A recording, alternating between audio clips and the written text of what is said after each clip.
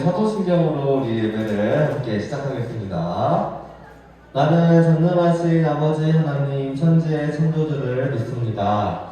나는 그의 유일하신 아들 우리 주 예수 그리스도를 믿습니다. 그는 성령으로 잉태되어 동정녀 마리아에게서 나시고 본디오 빌라도에게 고난을 받아 십자가에 못 박혀 죽으시고 장사된 지 사흘 만에 죽은 자 가운데서 다시 살아나셨으며 하늘에 오르시어 전능하신 아버지 하나님 우편에 앉아 계시다가 거기로부터 살아있는 자와 죽은 자를 심판하러 오십니다. 나는 성령을 믿으며 거룩한 공교회와 성도의 교제와 죄를 용서받는 것과 몸의 부활과 영생을 믿습니다. 아멘. 자, 우리 함께 찬양하며 하나님께 예물 올려드리겠습니다.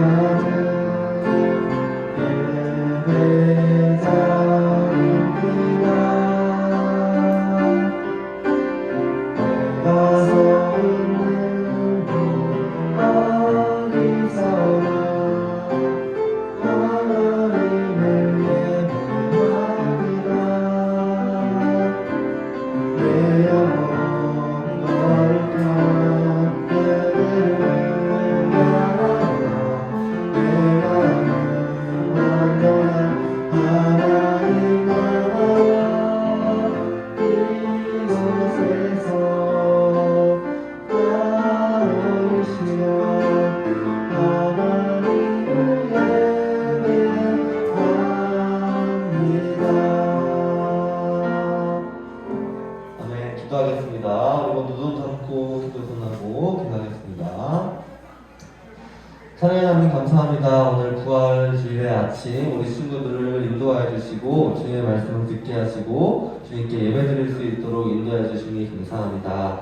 우리 친구들의 마음속에 주님의 말씀이 심겨질 수 있도록 하시고 친구들이 살아갈 때에 주님의 말씀에 순종하며 살아갈 수 있도록 역사하여 주세요. 또 친구들이 드리는 예물들이 있습니다. 주님 기쁘게 받아주시옵시고 예물들이 사용되는 곳마다 하나님의 사랑이 나타날 수 있도록 인도하여 주세요. 사랑이 많으신 예수님의 이름으로 기도드립니다. 아멘. 자, 오늘 하나님께서 주신 말씀은 요한복음 20장 요자를 찾으면 돼요. 요한복음 20장 19절에서 21절이에요. 요를 찾아보세요. 요를 딱 피면 요한복음이 바로 나올 거예요. 찾았어요? 오, 20장.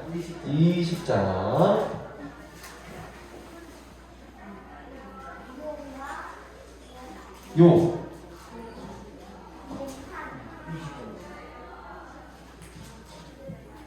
좀 이따가 요가 어디냐면 여기 요 보여요? 요한복음 20장.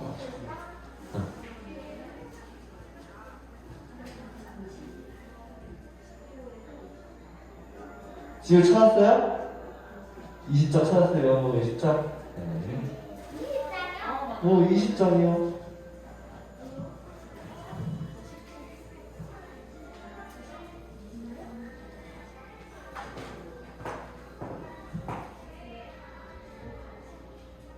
자, 우리 함께 읽어볼게요. 시작. 이날 곧 안식일 첫날 저녁 때에 제자들이 유대인들을 두려워하여 모인 곳의 문들을 닫았더니 예수께서 오사 가운데 서서 이르시되 너희에게 평강이 있을지어다.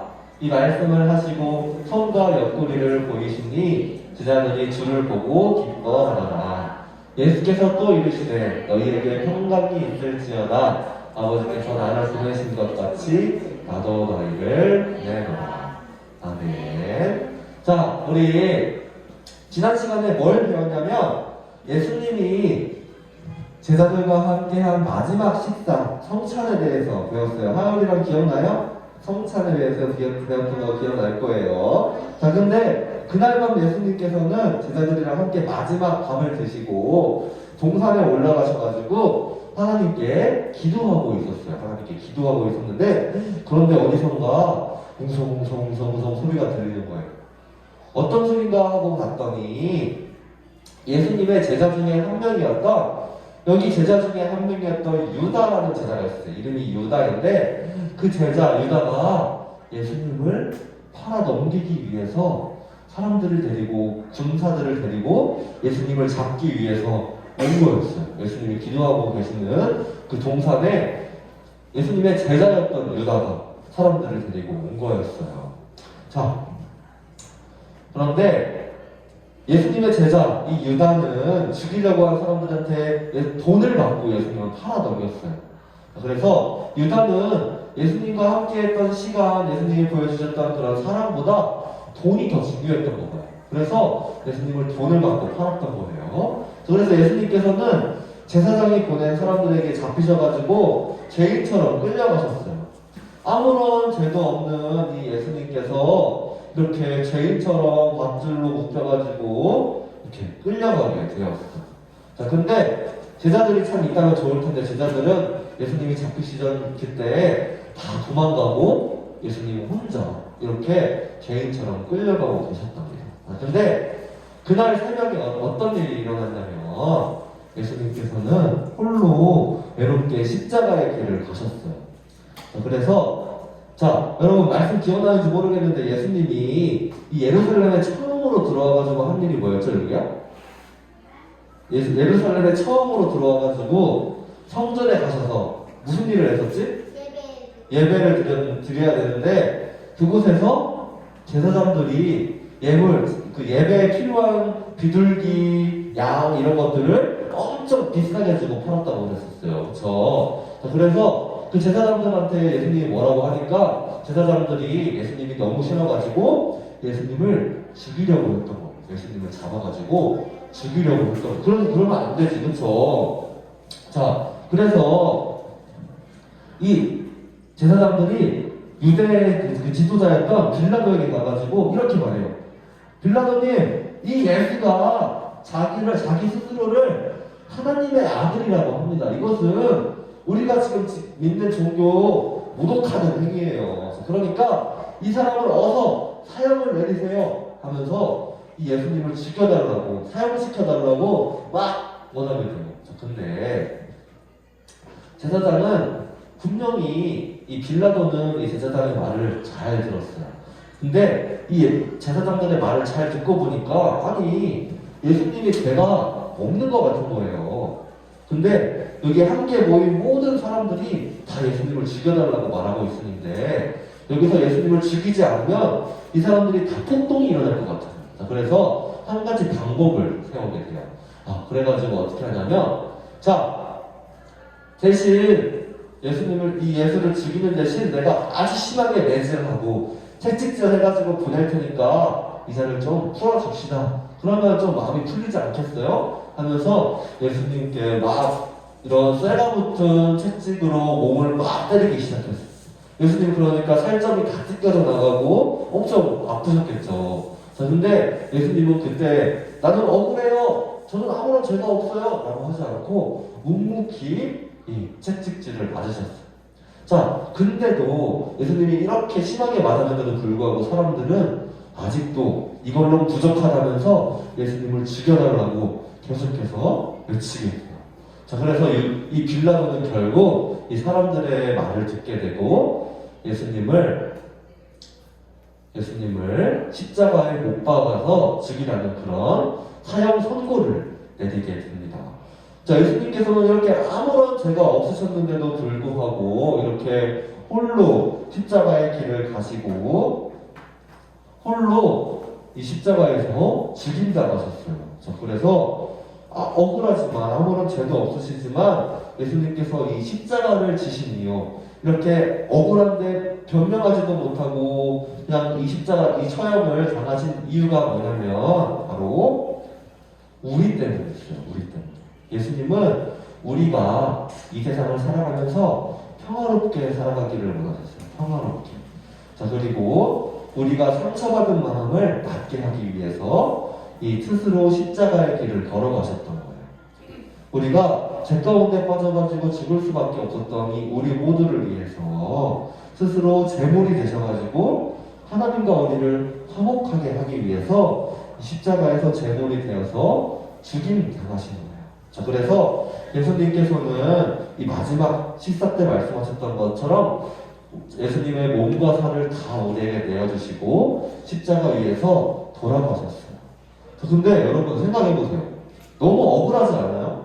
그쵸? 예수님은 아무런 죄도 없는데 이렇게 예수님의 이 세상에서 오셔서 한 거라고는 하나님의 사랑을 나타내 보이시고 아픈 사람들 고쳐주시고 하나님의 뜻을 이루신 것밖에 없는데 그 결과가 십자가에 못 박혀 죽는 거예요. 너무 억울하잖아. 그쵸? 그래가지고 예수님이 죽은 후에 어떤 일이 일어났냐면 십자가를 지고 돌아가신 예수님은 이 돌무덤에 장사되었어요. 이 돌무덤에 묻혔다는 얘기인데 이 굴리기도 힘든 저 돌 입구를 돌이 이 무덤의 입구를 꼭 막고 있었죠. 그런데 이 예수님의 돌무덤을 누군가가 지키고 있어요. 누구예요 지금? 경사가 지키고 있어요. 왜 지키고 있었냐면 예수님께서 십자가를 지시기 3일 전에 예수님이 죽으시면 3일 만에 다시 살아날 거라고 예수님이 얘기를 하셨거든요. 그러니까 혹시 정말 예수님의 말대로 예수님이 다시 살아날지도 모르니까 그래서 혹시 안 살아나도 제자들이 와가지고 이 시체를 훔쳐가고 예수님이 살아나셨다고 거짓말하고 다니면 안 되니까 이 돌무덤을 꾹 닫아놓고 이 경비가 지키고 있었던 거예요. 군사가 지키고 있었어요. 자, 그럼 여러분 제자들은 어디 있을까요? 제자들 예수님의 12명의 제자들 어디냐면 지금 예수님이 십자가를 지고 돌아가시니까 제자들은 자기도 십자가 촬영을 당하게 될까봐 무서워가지고 저기 방에 아무도 모르는 방에 가서 숨어 있었어요. 자, 근데 그러던 어느 날 안식일 후에 예수님이 죽으신 지 3일째 되는 날에 이 예수님의 제자들 중에 몇 명이었던 예수님의 제자들이었던 이 막달라 마리아와 여인들 이렇게 총 3명이 예수님이 너무 보고 싶어가지고 또 예수님의 시체에 이렇게 좀 기름이라도 발라드리려고 이 무덤을 찾아가게 돼요. 자, 근데 하지만 여인들은 마음이 좀 걱정되었어요. 왜냐하면 무덤에 뭐가 있어요? 경비도 있고 꼭 엄청 큰 돌 입구도 있잖아요. 그러니까 저 입구를 어떻게 열지 하면서 걱정되는 마음으로 그 무덤에 갔는데 그 무덤에 가니까 굉장히 놀라운 일이 펼쳐져 있었어요. 어떤 일이냐면 바로 굳게 닫혀져 있던 돌무덤 문이 이렇게 활짝 열려 있는 거예요.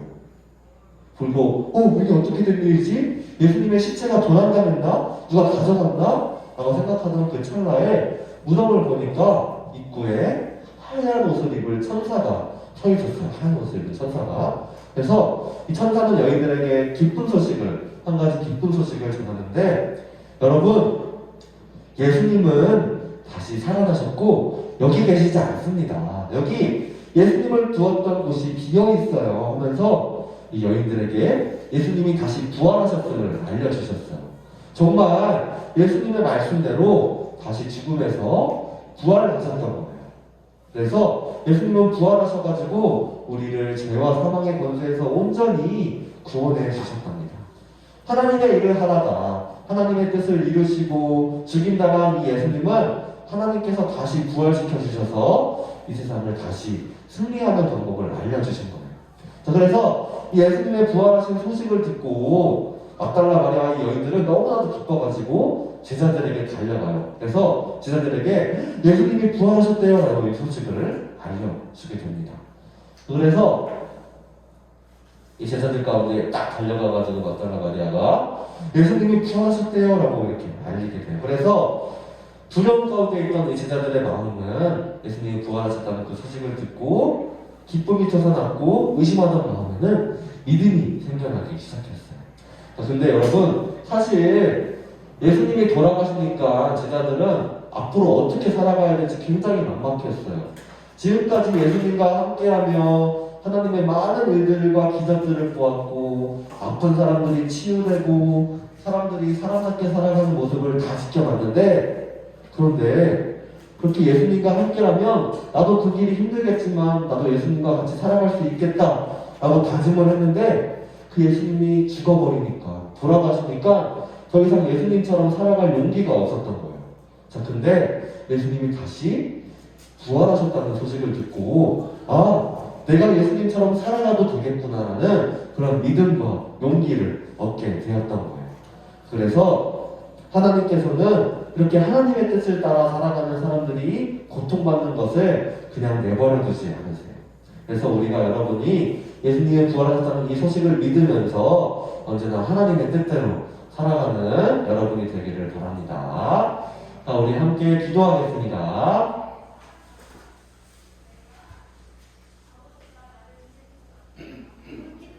자, 우리를 구원하신 하나님,